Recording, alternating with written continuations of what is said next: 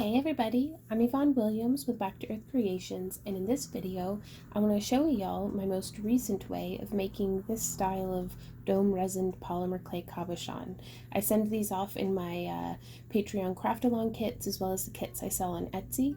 So let's get started. You can see here I already have them rolled out and baked and cut out, and I'm laying down just some painter's tape or masking tape, whatever you have on hand. And I just start placing them with about, maybe a quarter of an inch in between each one. I don't want to, have them too close together, but also I want to be very space efficient. And because we make over 600 cabochons a month at the time of recording, I make a lot of these. So we're laying them out, all these different shapes and sizes. I try to keep like by like as much as possible because it does make it easier to kind of get into the groove of things whenever I'm actually applying the resin. Now, I'm using a reusable silicone cup and Art and Glow 2-part epoxy. You mix equal quantities, of part A and part B, the resin and the hardener. Trying to dribble it off the edge of the cap, and it gets messy. It really does. And I like to keep the resin clear, so I'm not adding any additives. And you can see this is an older bottle, so it has yellowed a bit, but it still comes out clear, which works out really well. And I'm going to set a timer for 3 minutes, and I'm going to mix thoroughly. I'm trying to not introduce any air into the mixture, but that just happens. I'm focusing more instead on just making sure that I get, very, very thoroughly mixed, scraping all the sides, scraping the bottom, everything. I've also had some success with art resin, which is a very nice resin, but its surface tension isn't quite right for me, like for what I'm doing. I really like the Art and Glow. Now I've set the timer for 30 minutes because that just lets me know, I'm running low on time, and I'm pouring it into like a ketchup bottle. I don't know. It's like a little one of these things, like in the video, that bottle there. I rip off the cap part because it just kind of gets in the way. And this is like a silicone baking mat that I have everything placed on top of.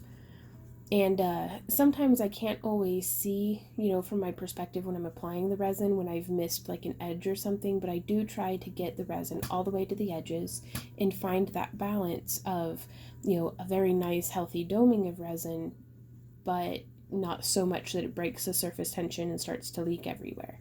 I don't go through too much trouble to level the table because I've found in my house it's very difficult to get it to be level.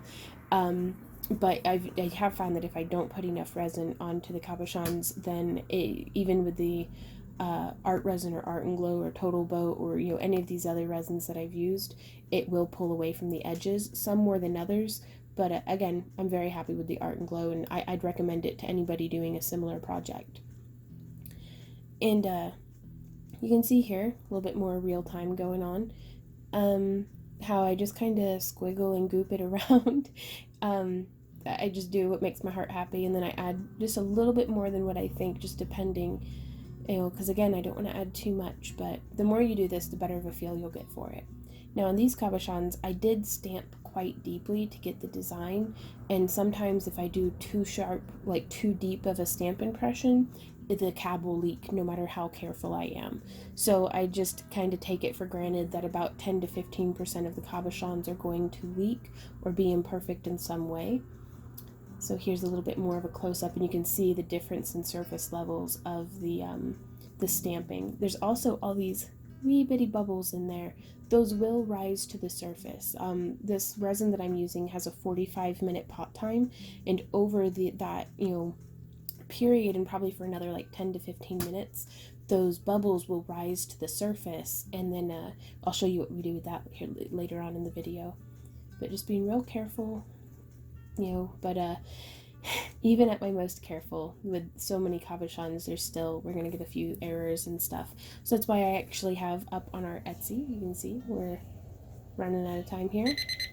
There we go. But the 30 minutes is up, so I'm coming through with a heat gun, but I keep trying to say and then keep getting sidetracked. I have crap boxes on my Etsy where you can get kind of the dud cabochons as well as all sorts of different just crafty crap. So there'll be links to my Etsy store down below for that if you're interested. as well as where you can buy the good ones too, I guess. And you can see the heat gun goes through and it just pops those bubbles right off the surface. You can use a torch, but I found the tape doesn't like that. And now I'm just pulling them. This has been, at the time of recording, like 24 hours after pouring. I do let it set up all the way before I start unmolding it. Or, well, not unmolding, but, you know, taking it off the tape.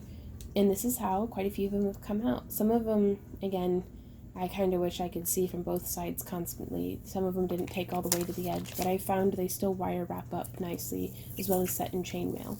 So here, sometimes the resin will actually stick to the tape whenever it was just bleed off, and it leaves the cabochon itself perfectly fine, though I do get a little bit of just a very thin film of resin onto the back that I can just peel off. But pretty pleased with how that came out. And now here you can see these two actually like puddled together. And so I start just taking them off, and oh, now that one took a little bit of the cab with it. Sometimes that can't be helped. And so I put it over into my dud pile. And then other ones hold together just perfect. And then you could, you know, if that happens to your cabochons, you could take like a nail file to it or some sandpaper. So here's what they look like, the cabochons, after they've been domed with that resin. And I find it really gives just a lovely, wet, deep effect to, you know, both the plain and the stamped ones. They do get kind of fingerprinty, but that rubs just right off. And you can check out some of my playlists for polymer clay on how I make the different styles of cabochons, using like stamps and paint and mica powders and all sorts of different things. And yeah, thank you guys so much for watching. If you have any questions, comments, or ideas, leave them down below. Links to my Patreon and Etsy store are, you know, down there too. So thank you guys so much for watching, and until next time, happy crafting. Bye.